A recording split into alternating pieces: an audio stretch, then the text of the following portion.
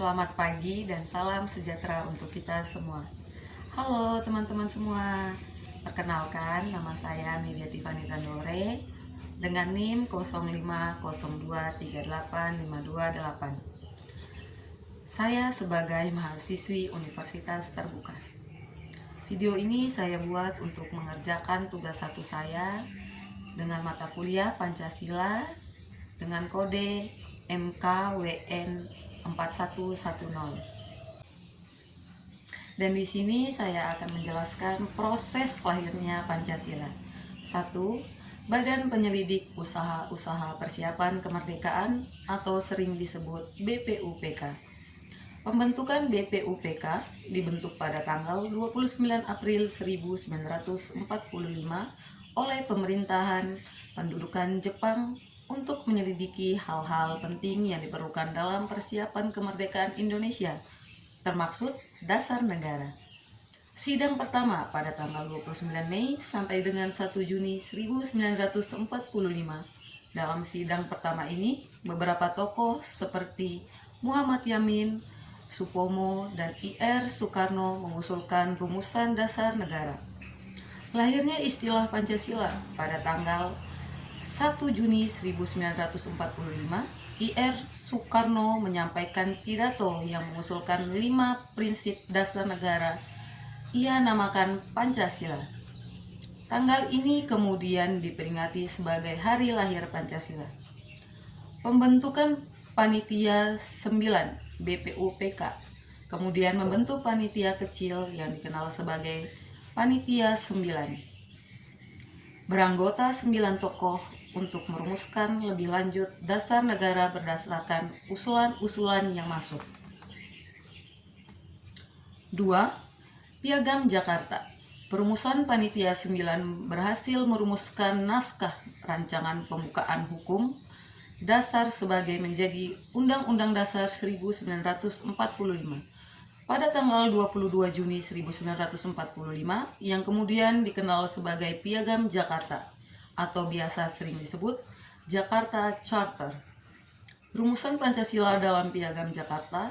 Rumusan Pancasila tercantum pada alinea keempat dengan sila pertama yang berbunyi ketuhanan dengan kewajiban menjalankan syariat Islam bagi pemeluk-pemeluknya. Sidang BPUPKI kedua pada tanggal 10 sampai 16 Juli 1945, Piagam Jakarta diterima dan disetujui sebagai rancangan pembukaan hukum dasar. Ketiga, Panitia Persiapan Kemerdekaan Indonesia atau sering disebut PPKI. Pembentukan BPUPK dibubarkan pada tanggal 7 Agustus 1945 dan kemudian dibentuk PPKI pada tanggal 9 Agustus 1945 untuk melanjutkan tugas persiapan kemerdekaan. Perubahan sila pertama sehari setelah proklamasi kemerdekaan pada tanggal 18 Agustus 1945, PPKI mengadakan sidang. Sebelum sidang dimulai, ada keberatan dari perwakilan Indonesia bagian timur terhadap sila pertama dalam Piagam Jakarta. Pengesahan Pancasila. Untuk menjaga persatuan bangsa terjadi kesepakatan untuk mengubah sila pertama Piagam Jakarta menjadi ketuhanan yang Maha Esa.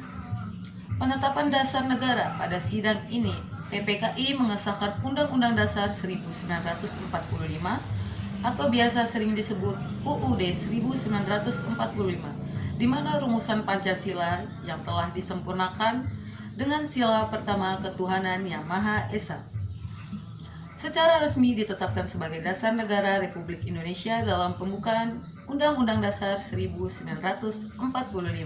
Refleksi nilai Pancasila dalam sejarah. 1. Peristiwa penting pilihan perubahan sila pertama pada Piagam Jakarta. Peristiwa ini terjadi pada 18 Agustus 1945, sehari setelah proklamasi kemerdekaan. Dalam sidang Panitia Persiapan Kemerdekaan Indonesia atau sering disebut PPKI. Latar belakang rumusan dasar negara dalam Piagam Jakarta pada tanggal 22 Juni 1945 pada sila pertama berbunyi ketuhanan dengan kewajiban menjalankan syariat Islam bagi pemeluk-pemeluknya. Momen krusial sebelum sidang PPKI dimulai, datanglah utusan dari Indonesia bagian timur, terutama dari tokoh Kristen, yang menyampaikan keberatan atas 7 kata dalam sila pertama dengan kewajiban menjalankan syariat Islam bagi penduduk-penduduknya. Mereka menyatakan bahwa jika rumusan tersebut dipertahankan, rakyat Indonesia Timur akan merasa enggan bergabung dengan Republik Indonesia yang baru merdeka. Hal ini berpotensi menyebabkan pecahnya persatuan bangsa yang baru saja diraih. Keputusan tokoh-tokoh pendiri bangsa, terutama perwakilan Islam seperti Ki Bagus Hadikusumo, Kasman Singodimedjo, dan didukung oleh Muhammad Hatta, menunjukkan kenegarawanan yang luar biasa. Demi menjaga keutuhan Negara Kesatuan Republik Indonesia atau sering disebut NKRI, yang baru lahir, mereka menyampaikan perubahan kalimat tersebut menjadi frasa yang lebih umum dan netral, yakni ketuhanan yang Maha Esa. 2. Nilai Pancasila yang tercermin. Peristiwa perubahan sila pertama ini mencerminkan secara mendalam 2 nilai inti dari Pancasila, yaitu Persatuan Indonesia pada sila ketiga. Ini adalah perwujudan tertinggi dari persatuan.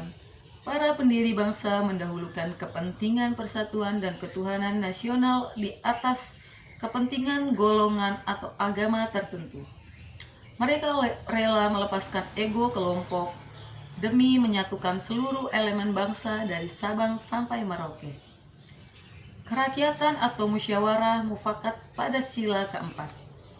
Keputusan ini tidak diambil secara sepihak, tetapi melalui musyawarah antara perwakilan kelompok yang kemudian menghasilkan mufakat atau kesepakatan untuk mengubah rumusan. Ini menunjukkan bagaimana pendapatan yang sensitif dapat diselesaikan secara damai dan kebijaksanaan demi kepentingan bersama. 3. Refleksi pribadi saya untuk generasi muda. Pelajaran yang dapat diambil. Pelajaran terbesar dari peristiwa ini adalah semangat berkorban dan kompromi luhur atau toleransi demi kepentingan yang lebih besar. Kunci dari persatuan adalah kemampuan untuk menahan diri dan mengutamakan kebersamaan. Para pendiri bangsa mengajarkan bahwa merdeka tidak hanya berarti bebas dari penjajah, tetapi juga bebas dari ego pribadi dan kelompok. Ketika dihadapkan pada pilihan antara kepentingan kelompok atau syariat Islam dan kepentingan nasional keutuhan NKRI, mereka memilih NKRI. Relevansi bagi generasi muda pada saat ini. Nilai yang terkandung dalam peristiwa ini sangat relevan bagi generasi muda saat ini, terutama dalam menghadapi tantangan era digital. 1. Mengelola perbedaan di media sosial atau kompromi dan toleransi. Generasi muda sering berhadapan dengan perbedaan pandangan, politik, agama, dan budaya yang cepat memicu perpecahan di media sosial. Nilai kompromi PPKI mengajarkan kita untuk mengendalikan diri dan menghormati perbedaan, tidak memaksa kehendak demi menjaga kedamaian ruang publik. 2. Kepemimpinan yang melayani atau persatuan. Baik sebagai pemimpin organisasi, ketua kelas, semangat para pendiri bangsa mengajarkan bahwa kepemimpinan sejati adalah tentang melayani dan mempersatukan, bukan memecah belah atau mencari keuntungan kelompok. Kita harus berani mengambil keputusan yang mungkin tidak populer bagi kelompok sendiri, tetapi terbaik untuk seluruh komunitas. 3. Filosofi Unity in Diversity atau Bhinneka Tunggal Ika. Perubahan sila pertama adalah fondasi paling nyata dari Bhinneka Tunggal Ika. Bagi generasi muda, ini berarti tidak hanya sekadar mengakui keragaman atau suku, agama, dan ras, tetapi juga berupaya aktif menjembatani dan melindungi keragaman tersebut agar Indonesia tetap utuh. Singkatnya, semangat 18 Agustus 1945 mengajarkan bahwa demi Indonesia kita harus rela meletakkan ego di bawah kepentingan negara. Sekian penjelasan proses lahirnya Pancasila dari saya. Semoga penjelasan ini bermanfaat bagi kita semua. Terima kasih.